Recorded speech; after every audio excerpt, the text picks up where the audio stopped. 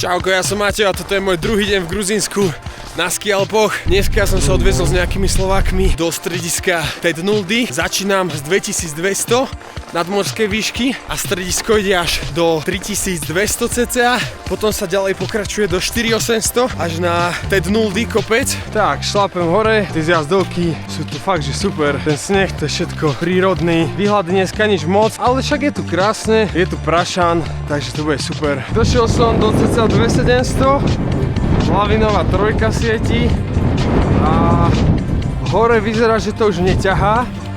Tu sa iba lyžujú. Tam je 3100, neťahá to tam. Však idem tam pozrieť, keď tam nikto nie je, bude fajne. Aktuálne som v nejakých 3000, tak toto tu vyzerá.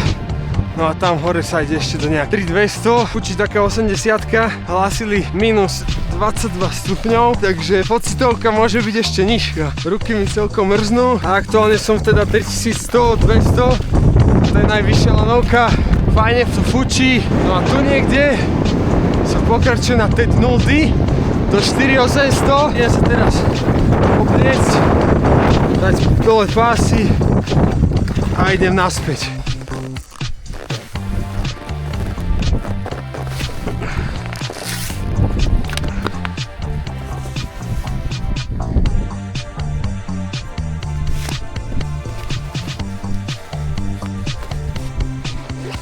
Trošku zima na ruky, toto riadne pomáha, odstredivá sila.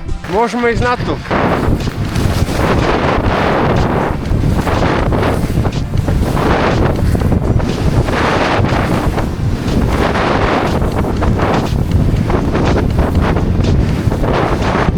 Paráda. Naviatý sneh, tak pekne to potom ide.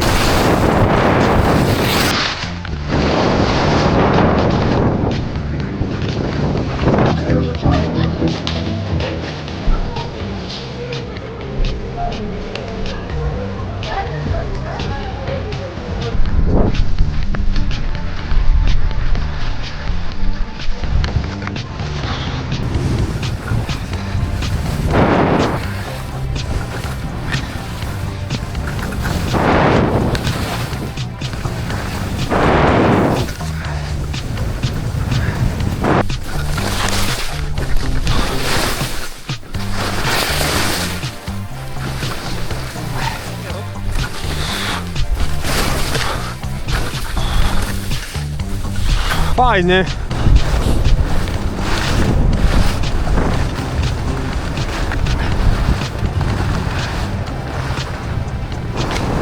Tak, vyšlapal som si to druhý raz do 2700 a keďže je celkom dobrý čas, tak rozmýšľam, že ešte kúpim lístok. Párkrát sa pospúšťam na lanovke, lebo tá strana, keď som lyžoval, tak bola fakt, že dobrá.